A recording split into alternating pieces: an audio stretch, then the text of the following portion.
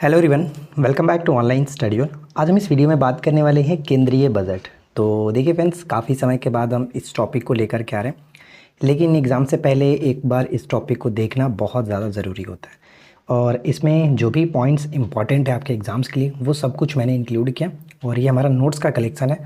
तो इस वीडियो के साथ एंड तक अच्छी तरीके से बन रही है। जितने भी डेटा होंगे उनको हम याद कराने की पूरी कोशिश करेंगे। तो कहीं ना कहीं ये आपके लिए बहुत ज़्यादा महत्वपूर्ण है। तो चलिए इस वीडियो को शुरू करते हैं। और इससे पहले मैंने आर्थिक समीक्षा यानी आर्थिक सर्वेक्षण पर वीडियो अपलोड कर दिया है। जो लोग नहीं देखें उसको ज़रूर चेकआउट कर लीजिएगा, ठीक है। चलिए शुरू करते हैं।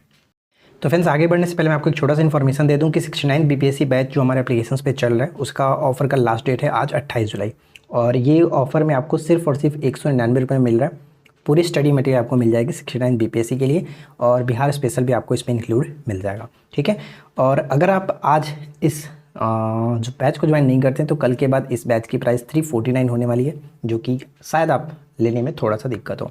और इसके बाद मैं आपको बता दूं कि जो लोग अभी तक इसमें जुड़ रहे हैं उनको test series full mock test provide कराया जाएगा। तो आप लोग बिल्कुल भी देर ना करें, जल्दी से जाकर के ज्वाइन कर लीजिए।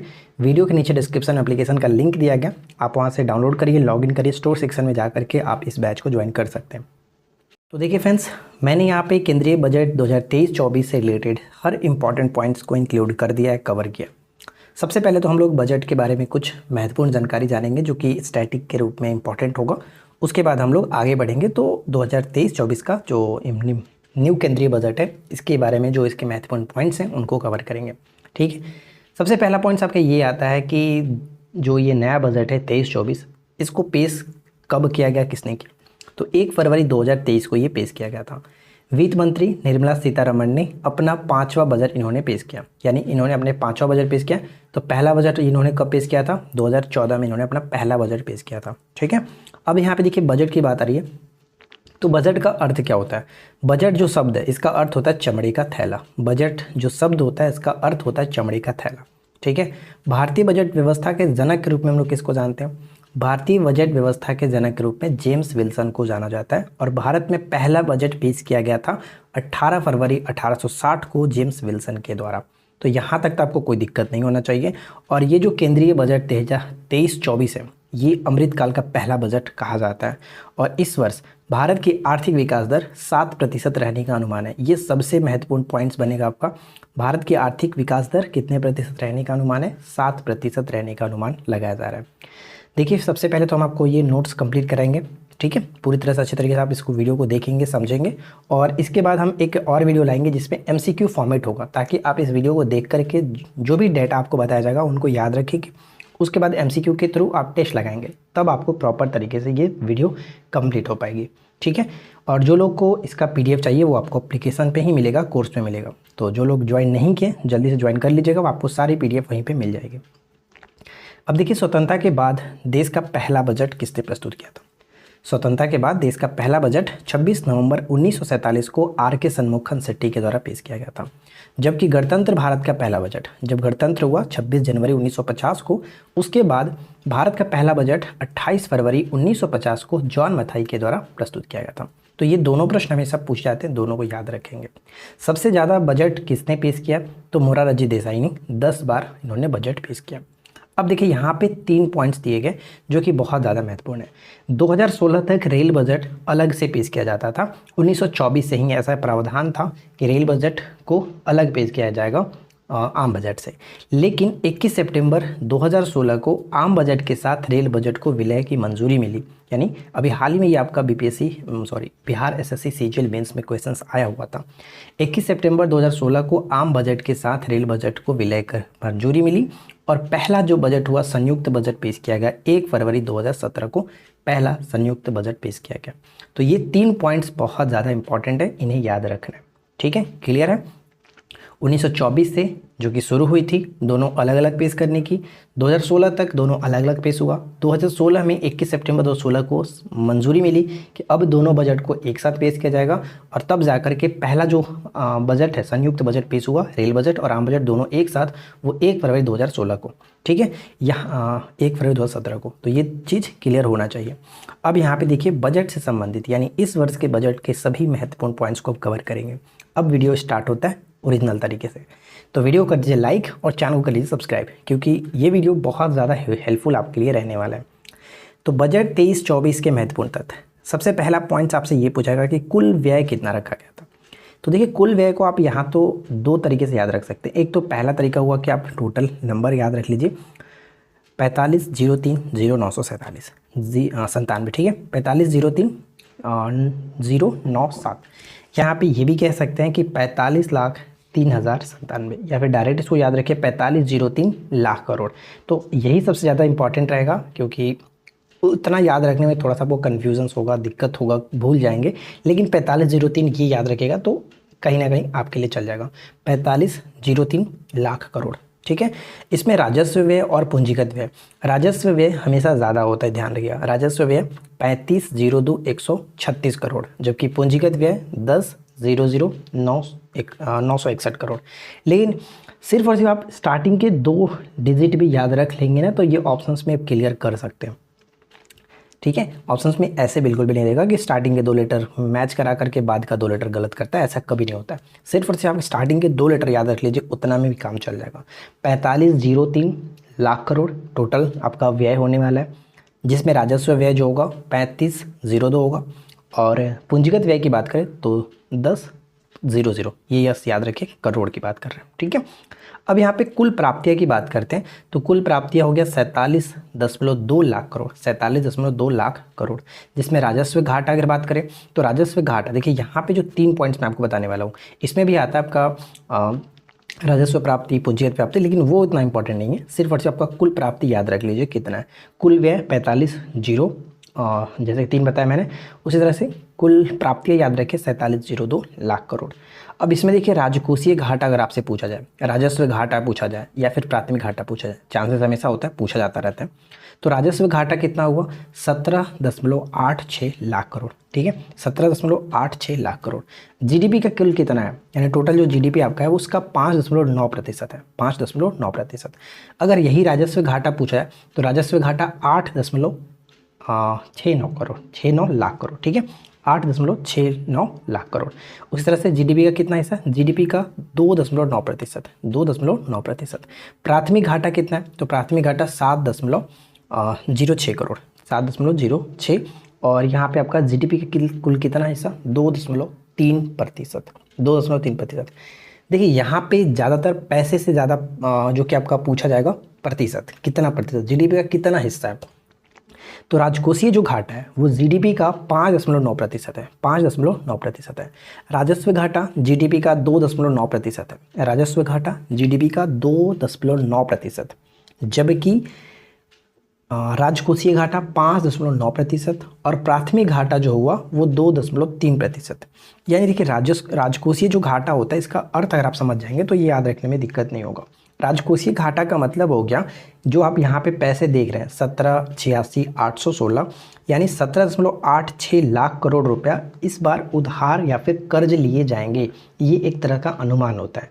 राजकोषीय घाटा यही होता है, जो कि जीडीपी का कितना प्रतिशत होगा? 5.9%। मैं बार बार रिपीट कर रहा हूँ ताकि डिजिट को बार बार आप जितना रिपीट करोगे वो इतने अच्छे से याद होगा। आप इसको लिख करके याद रखने की कोशिश करिएगा, पढ़िएगा, लिख उसको माइंड में सेट करके फिर उसको अपने से लिखिए कॉपी पे, वो याद हो जाएगा। डिजिट को जितना बार रिपीट करेंगे उतना जल्दी याद होगा।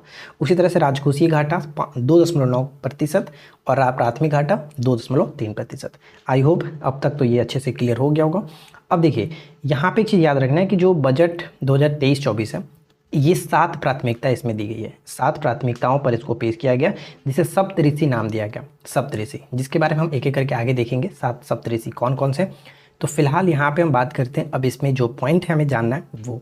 अब देखिए, यहाँ पे हम बात करेंगे एक एक पॉइंट्स करके, जो कि आपके पेपर में डायरेक्ट प्रश्न पूछा जाएगा। जैसे कि आत्मनिर्भर बागवानी स्वच्छ पौध जो कार्यक्रम है, ये संबंध किससे रखता है? तो उच्च गुणवत्ता वाली बागवानी फसल के लिए रोग मुक्त तथा गुणवत्तापूर्ण पौध सामग्री की उपलब्धता बढ़ाना, ये इस कार्यक्रम का मेन पर्पस है। निर्मला सीतारमण ने मोटे अनाज को लोकप्रिय बनाने के लिए एक वर्ड को इस्तेमाल किया है, श्री अन्न। श्री अन्न नाम का बजट में जो कि इस्तेमाल किया गया। तो आपसे ये पूछा गया कि श्री अन्न, बजट में इस्तेमाल किया जाने वाला श्री अन्न जो शब्द है, इसका अर्थ क्या है, किसके लिए प्रयुक्त हुआ है? तो मोटे अनाज के लिए। किसके लिए? मोटे अनाज के लिए। अब इसके बारे में हम जानते हैं। देखिए, इसमें हम देखेंगे श्री अन्न। तो श्री अन्न यहाँ पे मैंने लिखा है कि भारत श्री अन्न का सबसे बड़ा उत्पादक, दूसरा सबसे बड़ा निर्यातक है। ठीक है। और यहाँ पे एक पॉइंट और है कि भारत को श्री अन्न का वैश्विक, यानी श्री अन्न का मतलब आप समझ जाना कि मोटे अनाज की बात कर रहे हैं, मोटे अनाज का वैश्विक केंद्र बनाने के लिए भारतीय बाजरा अनुसंधान संस्थान कहाँ पर है? हैदराबाद को उत्कृष्टता केंद्र के रूप में बढ़ावा दिया जाएगा। ठीक है, ये चीज़ याद रखना है। अब इसके बाद हम आगे की तरफ बढ़ते हैं तो देखेंगे यहाँ पे देखिए क्या, केंद्रीय बजट 23-24 के अनुसार 157 नए नर्सिंग कॉलेज की स्थापना किए जाएंगे। कितने? 137 नए नर्सिंग कॉलेज की स्थापना करने की बात की गई है इसके अकॉर्डिंग। और प्रति व्यक्ति आय कितना है? तो प्रति व्यक्ति आय जो है वो 1.97 लाख रुपए जो कि हो गया, प्रति व्यक्ति आय 1.97 लाख रुपए। इसके बाद भारतीय अर्थव्यवस्था विश्व की सबसे बड़ी 5वीं अर्थव्यवस्था बन चुकी है। भारतीय अर्थव्यवस्था दुनिया में 5वीं सबसे बड़ी अर्थव्यवस्था बन चुकी है, ये भी याद रखिए। इसके बाद आगे बढ़ते हैं। 2047 तक सिकल सेल एनीमिया का उन्मूलन करने के लिए एक मिशन की शुरुआत की गई है। कब तक? आपसे ये पूछा जाएगा कि कब तक, किस वर्ष तक सिकल सेल एनीमिया का उन्मूलन करने का योजना बनाया गया, मिशन की शुरुआत की गई है। तो 2047 तक। स्वच्छ भारत मिशन के अंतर्गत कितने घरों में शौचालय बना है? तो 11.7 करोड़ घरों में शौचालय बना है। अब ये भारत श्री क्या है? तो देखिए, भारत श्री आपसे पूछा जाएगा कि भारत श्री क्या है। तो भारत साझा पुरालेख निदान, यानी ये एक प्रकार का डिजिटल पुरालेख या फिर पांडुलिपि संग्रहालय, यानी डिजिटल पांडुलिपि के संग्रहालय को भारत श्री नाम दिया गया। उज्ज्वला योजना के तहत ध्यान रखिएगा, उज्ज्वला जो योजना है वो किस लिए संबंधित है? एलपीजी कनेक्शन के लिए। ठीक है, जबकि उज्ज्वल जो योजना था वो आपका एलईडी बल्ब्स था। उज्ज्वला का संबंध ध्यान रखिएगा एलपीजी कनेक्शन। तो इसके अनुसार यहाँ पे बात की गई कि 9.6 करोड़ एलपीजी कनेक्शन दिए गए, 9.6 करोड़ एलपीजी कनेक्शन दिए गए। 47.8 करोड़ प्रधानमंत्री जनधन बैंक खाते खोले गए। 47.8 करोड़ प्रधानमंत्री जनधन बैंक खाते खोले गए। तो ये सब डाटा को आप 1-2 बार रिपीट करेंगे तो ये अच्छे से आपको याद हो जाएगा। अब यहाँ पे देखिए कि बजट की जो 7 प्राथमिकताएं थी जिनको सप्तऋषि कहा गया, वो कौन कौन सी हैं। ये मैं आपको इसलिए बता रहा हूँ क्योंकि हो सकता है कि पेपर में ऐसे पूछा जा सकता है कि निम्नलिखित में से केंद्रीय बजट 2023-24 में जो 7 प्राथमिकता दी गई हैं उनमें से कौन नहीं है, हो सकता है क्वेश्चन बन सकता है। तो ये आपको याद रखना है। पहला समावेशी विकास, दूसरा अंतिम छोर अंतिम व्यक्ति तक पहुँच, बुनियादी ढांचा और निवेश, निहित क्षमताओं का विस्तार, हरित विकास, युवा शक्ति और लास्ट में वित्तीय क्षेत्र। तो यही 7 जो कि सप्तऋषि का नाम दिया गया। इसमें अगला पॉइंट ये है कि पीएम आवास योजना के परिव्यय 66% बढ़ाकर 89,000 करोड़ रुपए कर दिए गए, 89,000 करोड़ कर दिए गए। इसके बाद रेलवे के लिए 2.40 लाख करोड़ रुपए की पूंजीगत निधि का प्रावधान किया गया। ध्यान रखिएगा, रेलवे को अब इस बार सबसे ज़्यादा जो कि पूंजीगत निधि का प्रावधान किया गया, अब तक का सर्वाधिक इसको दिया जा रहा है रेलवे को 2.40 लाख करोड़ रुपए।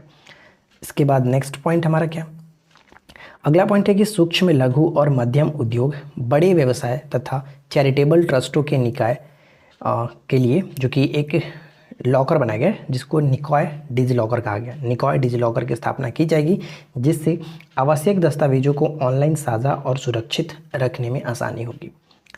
नेक्स्ट पॉइंट है कि वरिष्ठ नागरिक बचत खाता योजना में अधिकतम जमा की सीमा जो है वो कितना है, 15 लाख रुपए से बढ़ा करके 30 लाख रुपए की जाएगी। 30 लाख रुपए हो गई है। आगे बढ़ते हैं। नेक्स्ट पॉइंट ये है कि एक और लक्ष्य रखा गया कि राजकोषीय जो घाटा है वो 2025-26 तक 4.5 से नीचे रहने का अनुमान रखा गया। 4.5 से नीचे रखने का अनुमान रखा गया, क्योंकि राजकोषीय घाटा क्या है, राजकोषीय घाटा जो कि कर्ज लेने की बात कही जाती है। स्टार्टिंग हमने देखा था ना कि जीडीपी का 5.9% रहने वाला राजकोषीय घाटा, तो इसको ये कहा गया है कि कम से कम हम कर्ज लेने की सोचेंगे। 2025-26 तक इसको 4.5 से नीचे रखने के अनुमान लगाया गया। अगला है कि पर्यावरण के प्रति सजग जीवन शैली के आंदोलन को गति देने के लिए लाइफ शुरू किया गया है। LIFE लाइफ आंदोलन स्टार्ट रखेगा। ध्यान रखेगा किससे संबंधित है, पर्यावरण के प्रति संबंधित है। पर्यावरण संरक्षण अधिनियम के तहत हरित ऋण क्रेडिट कार्यक्रम को अधिसूचित किया जाएगा।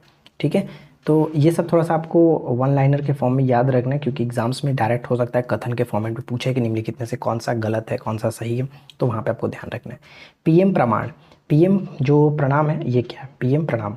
तो देखिए पीएम प्रणाम का संबंध हो जाता है रासायनिक उर्वरकों के संतुलन तथा इनके स्थान पर वैकल्पिक उर्वरकों के प्रयोग को बढ़ावा देने के लिए इस कार्यक्रम को शुरू किया गया।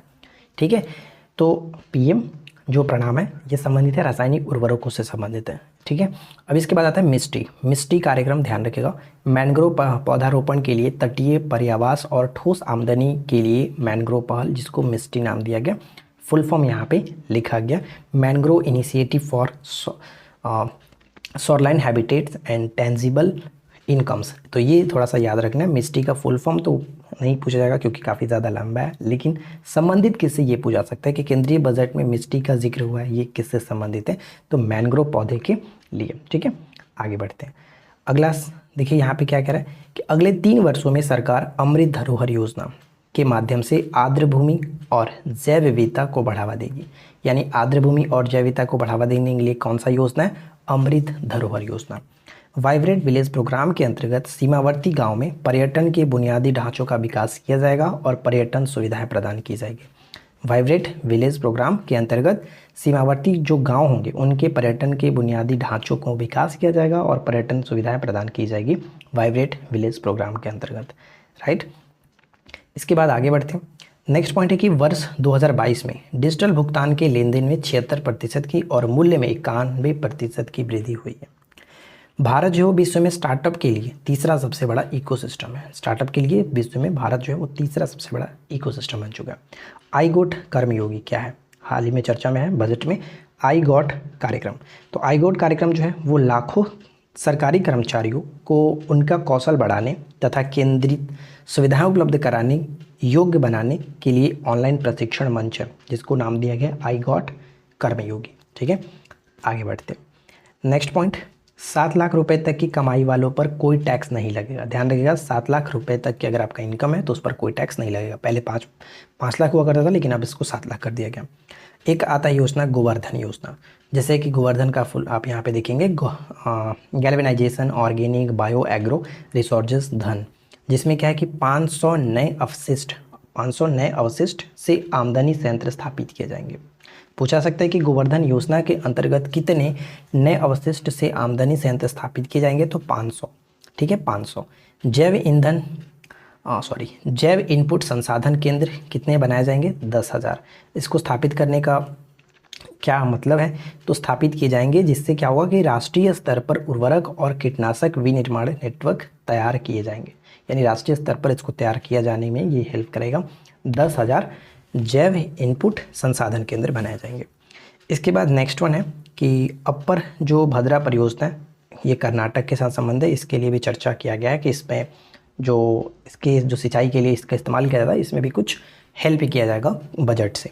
तो ये थोड़ा सा याद रखिएगा, अपर भद्रा परियोजना का संबंध कर्नाटक से होगा। भारत श्री, ऊपर मैंने आपको बताया था कि भारत श्री जो प्राचीन पांडुलिपियों को डिजिटलीकरण करने से संबंधित रखता है।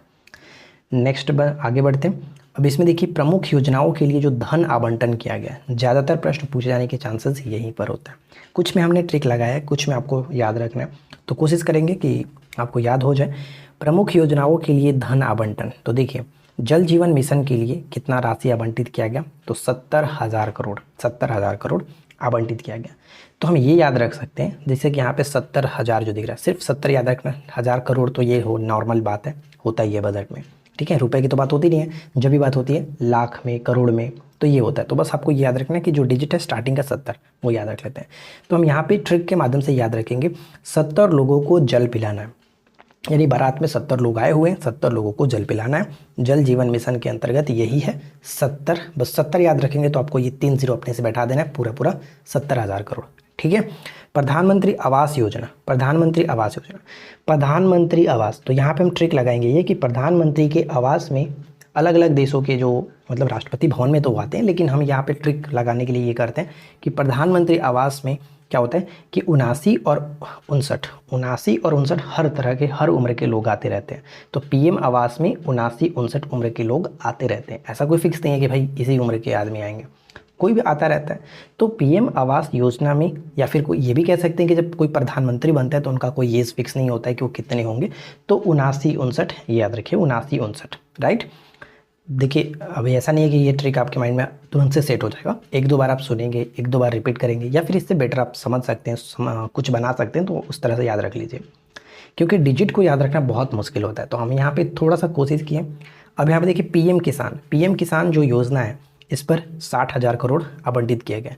तो हम ये कह सकते हैं कि जो किसान लोग होते हैं उनको अपने फसल के लिए, अभी जैसे कि धान का मतलब सीज़न चल रहा है, धान जो कि अपने अपने खेतों में किसान लोग लगा रहे हैं, तो उसको प्रॉपर तरीके से 60 दिन तो करना ही पड़ता है, 60 दिन देख रेख करना पड़ता है।